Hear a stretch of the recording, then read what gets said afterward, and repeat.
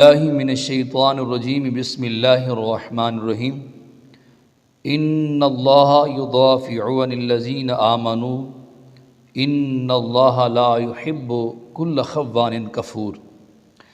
بے شک اللہ مسلمانوں سے بلائیں دور کرتا ہے، بے شک اللہ ہر بڑے بددیانت ناشکرے کو پسند نہیں فرماتا۔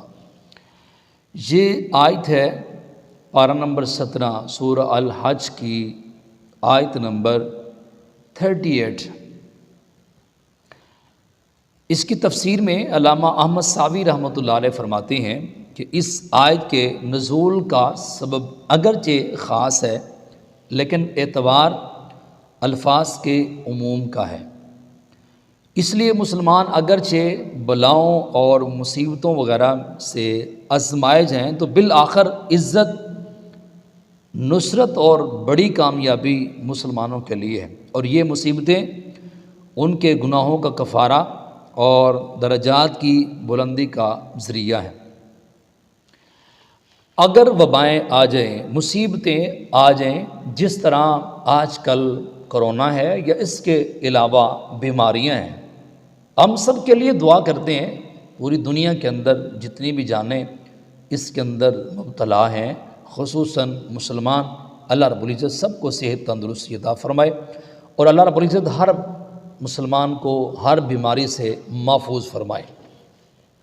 یہ وبائیں اور یہ مصیبتیں یہ ٹلتی کیسے ہیں؟ مفسرین فرماتے ہیں کہ نیک اعمال کی برکت سے یہ مصیبتیں، یہ وبائیں ٹل جاتی ہیں، یا پھر اللہ رب العزت اپنے نیک بندوں کے طفیل ان بلاؤں کو، ان مصیبتوں کو ٹال دیتا ہے۔ اس کا ذکر کرنے کی وجہ سے، نماز اس کا ذکر ہے، قرآن پاک کی تلاوت اس کا ذکر ہے، اور خدمت خلق کرنا، اس سے وہ راضی ہو جاتا ہے۔ تو یہ نیک کام کرنے کی وجہ سے اللہ رب العزت ان بلاؤں کو ٹال دیتا ہے، یا محض وہ اپنے کرم سے مصیبتوں کو، بلاؤں کو، پریشانیوں کو ٹال دیتا ہے، اور دنیا کے اندر بھی اور آخرت کے اندر بھی وہ ان مصیبتوں کو، عذاب کو ٹال دیتا ہے۔ اس وقت پوری دنیا کے اندر جو وبا پھیلی ہوئی ہے، جس نے اپنی لپیٹ کے اندر لیا ہوا ہے، جس کو کرونا کہتے ہیں، الحمدللہ ہم مسلمان ہیں۔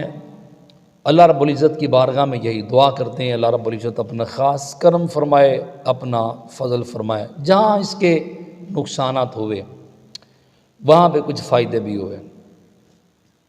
لاک ڈاؤن ہے، ہم اپنے اپنے گھروں میں بیٹھے ہیں، اس کا فائدہ یہ ہوا گھروں میں بیٹھنے کا۔ جو قرآن پاک بند پڑے ہوئے تھے نا ہماری الماریوں کے اندر، ہم نے وہ کھولے اور قرآن پاک کی تلاوت کی۔